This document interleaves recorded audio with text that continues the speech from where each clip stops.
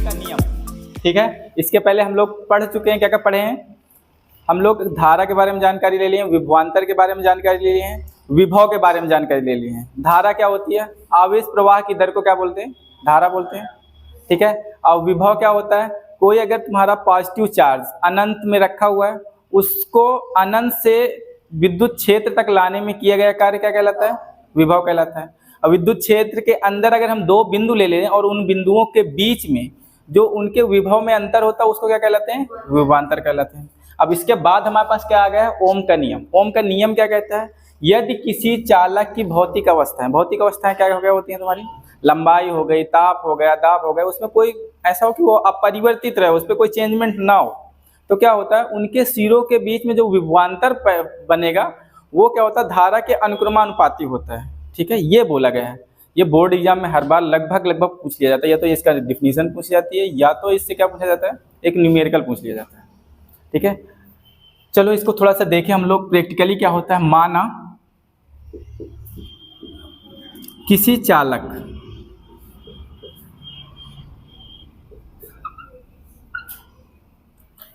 के सिरों का विभवांतर के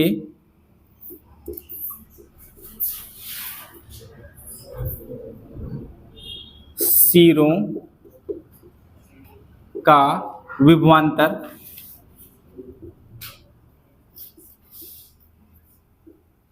विभवांतर क्या है? कैपिटल V, तथा उसमें प्रवाहित धारा क्या है? I है। तो जो ये कहा है ओम का नियम कि यदि किसी चालक की भौतिक अवस्थाएं, इसकी जो हमने तार लिया है, कोई चालक है, उसमें क्या है? उसकी सारी भौतिक अवस्थाएं क्या है? समान है, अपरिवर्तित हैं। तो इस कंडीशन के हिसाब से इसने ये बोला कि V जो होगा वो प्रोपोर्शनल होगा किसके? I के। अब ये प्रोपोर्शनलिटी का साइन हटेगा, ठीक है। एक कोई कांस्टेंट नियतांक आएगा, तो V जो हो जाएगा वो किसके बराबर हो जाएगा? R I के। R तुम्हारा क्या नियतांक होता है, तो R बराबर क्या हो जाएगा आपका? V बटे में I। R क्या होता है तुम्हारा? प्रतिरोध होता है, यहाँ पर लिख लो। R क्या है आपका? प्रतिरोध। और ये क्या है तुम्हारा? यहाँ पर नियतांक का काम कर रहा है। यहाँ पर क्या है? नियतांक। एक बात समझो, जितने भी ओमिक प्रतिरोध होंगे, ओमिक मतलब जो ओम के नियम को फॉलो करेंगे, उनका प्रतिरोधकता क्या होगी? निश्चित होगी, फिक्स होगी।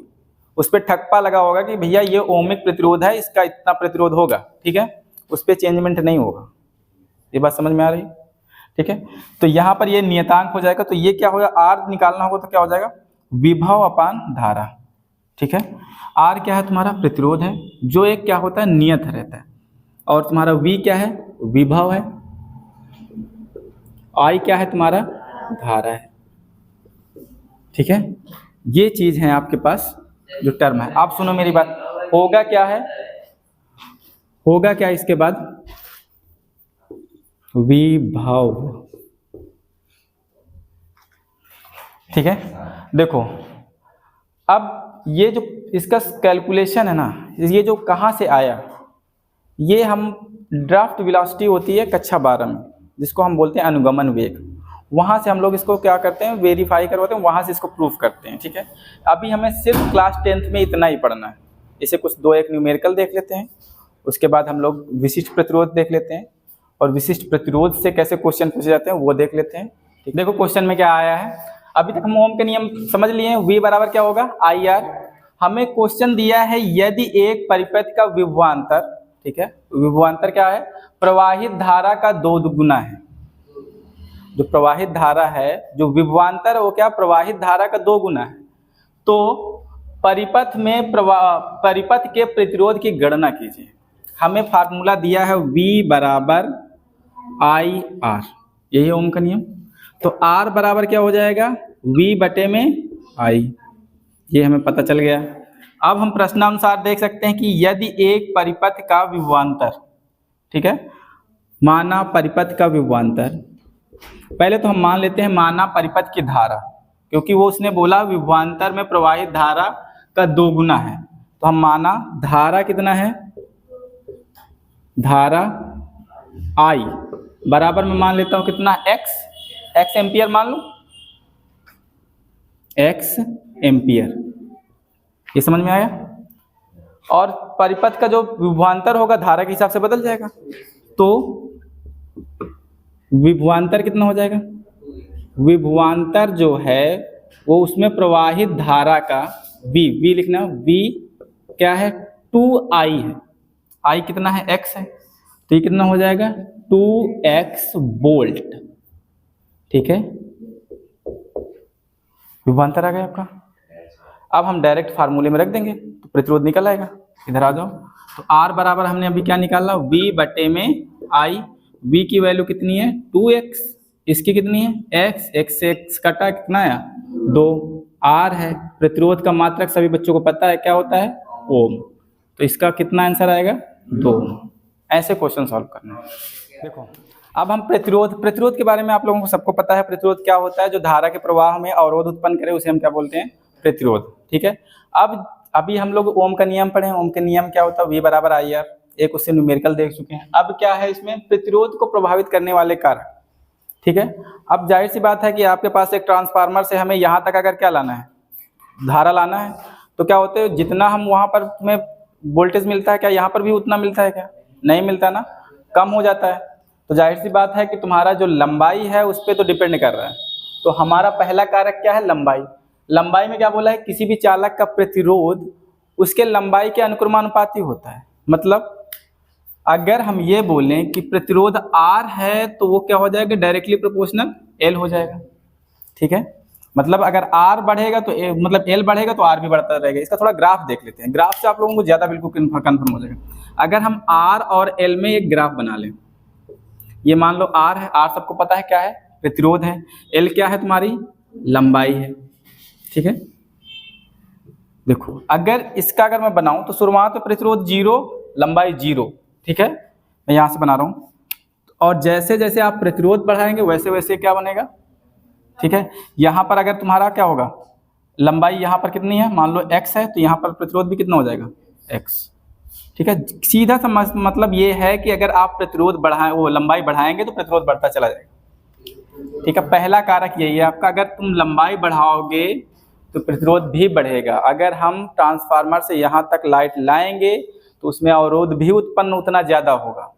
ठीक है, पहला मतलब सीधा से। अगला क्या है, प्रतिरोध को प्रभावित करने वाला कारक है वो है क्षेत्रफल। क्या बोला गया है, किसी भी चालक तार का विद्युत प्रतिरोध होगा वो चालक के अनुप्रस्थ काट के क्षेत्रफल के व्युत्क्रमानुपाती होता है। तुम एक चीज गौर करना, आप अगर जाएंगे कहाँ, पावर हाउस, तो पावर हाउस से जो वायर चलेंगे वो मोटे होंगे कंपेयर टू योर हाउस। अगर आपके घर वाले देखेंगे वो तुम्हारे तार पतले होते हैं, वहां से जो तार आता है वो मोटा होता है। क्यों होता है, उसके अनुप्रस्थ काट का क्षेत्रफल ज्यादा होता है। फिर भी उसके आगे क्या लगा देते हैं, ट्रांसफार्मर, ताकि वो क्या करे, वोल्टेज ड्रॉप ना करे और वोल्टेज को मेंटेन करके रखे। क्योंकि 220 वोल्ट आता है आपके घर में, है ना, वहां से तो आया हुआ है पावर हाउस से।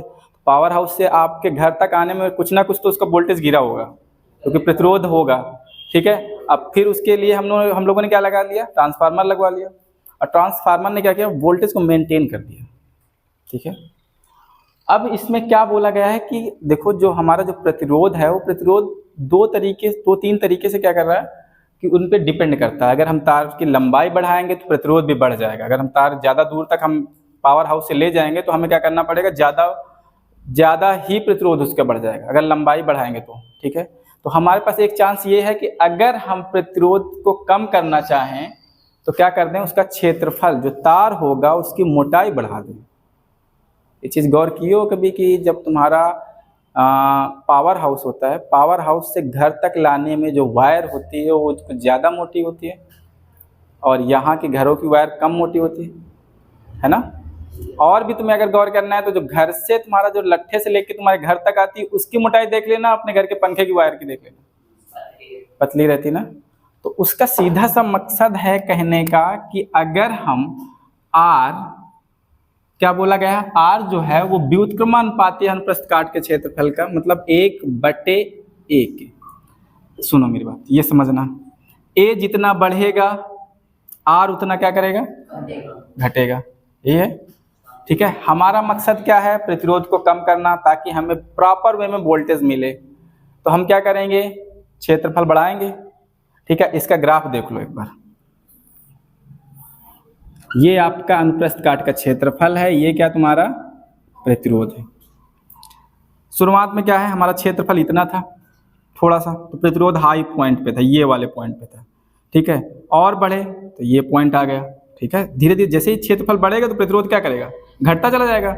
और इधर आए तो ये हो गया, और आगे आए तो ये हो गया, और आगे गए तो ये। तो मतलब हमारा ग्राफ क्या कर रहा है, कुछ ऐसे करके बन रहा है बेटा। ठीक है, मतलब कम क्षेत्रफल पे प्रतिरोध ज़्यादा, जैसे जैसे क्षेत्रफल बढ़ाएंगे वैसे वैसे प्रतिरोध क्या करेगा, घटेगा। ठीक है, तो प्रतिरोध क्षेत्रफल पे भी डिपेंड कर रहा है, नोट कर लो। देखो, प्रतिरोध को प्रभावित करने वाला अगला कारक क्या है तुम्हारा, अगला कारक है पदार्थ की प्रकृति। अगर हम क्या करें, समान लंबाई और समान अनुप्रस्थ काट के क्षेत्रफल के दो अलग अलग मटेरियल के क्या ले लें, चालक तार ले लें, तो देखोगे कि दोनों का जो प्रतिरोध होगा ना वो अलग अलग आएगा, है ना। तो क्या है, मटेरियल पे भी डिपेंड करता है, जो भी पदार्थ की प्रकृति होगी, जैसा भी तुम्हारी प्रकृति है, तो क्या होता है कि जैसे जैसे तुम्हारा समान लंबाई और समान अनुप्रस्थ काट के क्षेत्रफल के तारों को भिन्न भिन्न पदार्थों द्वारा निर्मित हो, मतलब एक तुम ले लो एल्युमिनियम के ले लो, एक कापर के ले लो। ठीक है, उन पे देखो समान लंबाई भी हो, समान क्या हो, क्षेत्रफल भी हो, देखो कि दोनों का प्रतिरोध अलग अलग आएगा। ठीक है, और तीसरा क्या बोला गया है, चौथा लास्ट नंबर, ताप। ताप में क्या बोला गया है, किसी भी चालक का प्रतिरोध ताप के अनुक्रमानुपाती होता है। भाई सीधी सी बात है, ताप बढ़ेगा तो तुम्हारा प्रतिरोध क्या करेगा, वो भी बढ़ जाएगा। इसका ग्राफ देख लेते हैं। ठीक है ना, ये आपका क्या हो गया, ये हो गया तुम्हारा टेम्परेचर T। ठीक है, ताप, और ये क्या है तुम्हारा प्रतिरोध R। तो ये कैसे इसका ग्राफ बनेगा, जैसे यहाँ पर है हम, यहाँ पर टेम्परेचर कम, प्रतिरोध भी कम। ठीक है, ये वाला पॉइंट मिल गया। जैसे ही टेम्परेचर बढ़ा प्रतिरोध भी तुम्हारा आगे बढ़ जाएगा, और आगे जाएंगे ऐसे ऐसे ऐसे, मतलब एक स्ट्रेट लाइन आपको मिल जाएगी पूरी तरीके से। ठीक है, ऐसे बनेगा आपका ग्राफ। तो आपको चारों पॉइंट पता चल गए। पहला पॉइंट क्या था, प्रतिरोध को प्रभावित करने वाला कारक लंबाई, अगर लंबाई बढ़ाएंगे तो क्या हो जाएगा, प्रतिरोध भी बढ़ेगा। दूसरा क्या था, क्षेत्रफल, अगर क्षेत्रफल हम बढ़ाएंगे तो प्रतिरोध क्या कर रहा था, घट रहा था, है ना। और उसके बाद क्या, पदार्थ की प्रकृति, अलग अलग मटेरियल की, मान लो एक हम एल्युमिनियम एक कापर की ले लें, समान लंबाई हो समान क्षेत्रफल हो, तो दोनों को चेक करिए, देखो पता चलेगा आपको कि क्या हो रहा है, कि उसमें प्रतिरोध अलग अलग आ रहा है। ठीक है, तीसरा पॉइंट क्या है, वो चौथा लास्ट, कि ताप पे भी डिपेंड करता है। जैसे जैसे टेम्परेचर बढ़ेगा उस तरह से क्या होगा, प्रतिरोध भी बढ़ता चला जाएगा। देखो अगला टॉपिक है विशिष्ट प्रतिरोध, स्पेसिफिक रेजिस्टिविटी बोले जाता है इंग्लिश में। ठीक है, इसमें क्या बोला है, किसी चालक तार का प्रतिरोध, मतलब R बोल रहा है, R जो होगा चालक का प्रतिरोध तार की लंबाई के अनुक्रमानुपाती। ठीक है, L हो गया, नंबर 1 कंडीशन हो गई, तथा अनुप्रस्थ काट के क्षेत्रफल का व्युत्क्रमानुपाती। अरे बाप रे, ये भी है क्या, R प्रोपोर्शनल टू 1/a। समीकरण नंबर 2, दोनों में देखो R बराबर है, तो ये भी क्या हो जाएंगे, आपस में ऐसे लिख सकते हैं, R प्रोपोर्शनल L/a, ये तो लिख सकते हैं ना। ठीक है, अब ये प्रोपोर्शनलिटी का साइन हटता है हर जगह से, ये आपको भी पता है कि ये जो अनुक्रमानुपाती होता है इसका साइन हटता है। तो इसको हटाने के लिए हमने क्या लेके आए हैं, एक साइन लेके आए जिसको बोलते हैं रो, RHO। ठीक है, क्या पढ़ते हैं, रो। ठीक है, इसको हम किस क्या नाम से जानते हैं, रो नाम से जानते हैं। इसे ही हम बोलते हैं विशिष्ट प्रतिरोध। देखो इसको क्या हम क्या बोलते हैं, रो, इसको हम रो पढ़ो या तो RHO, रो। ठीक है, अगर हमें रो निकालना है तो देखो क्या हो सकता है, रो निकालना पड़ेगा तो आपके पास R × A/L। ठीक, ये आ जाएगा आपका विशिष्ट प्रतिरोध। अच्छा एक बात और समझो मेरी बात, अगर इस कंडीशन के हिसाब से देखो, अगर अब कोई तार है जिसकी लंबाई कितना है 1 मीटर और क्षेत्रफल कितना है 1 मीटर स्क्वायर। ओके, एक कंडीशन देख लो, क्या हुआ, L बराबर 1 मीटर और A की वैल्यू भी कितना हो जाए 1 मीटर स्क्वायर, तो R का मान कितना हो जाएगा, R बराबर हो जाएगा रो, L भी 1 और A भी 1। ठीक है, कैंसिल आउट हो जाएंगे, वह आंसर आएगा 1। तो R किसके बराबर हो जाएगा, रो के। ठीक है, ओके। अच्छा एक चीज़ और देखो, इसमें एक चीज़ और देखना, विशिष्ट प्रतिरोध का मात्रक। यहाँ से निकाल लें, ठीक है। देखो आर का मात्रक क्या होता है, रो का मात्रक, देखो रो का मात्रक क्या हो जाएगा, आर का प्रतिरोध क्या, आर का मात्रक क्या होता है ओम, ठीक है। और क्षेत्रफल क्या होता है मीटर स्क्वायर, और लंबाई का मात्रक क्या होता है मीटर। तो ये इससे कैंसिल आउट हो जाएगा एक, तो कितना आ जाएगा ओम मीटर, ठीक है। ओके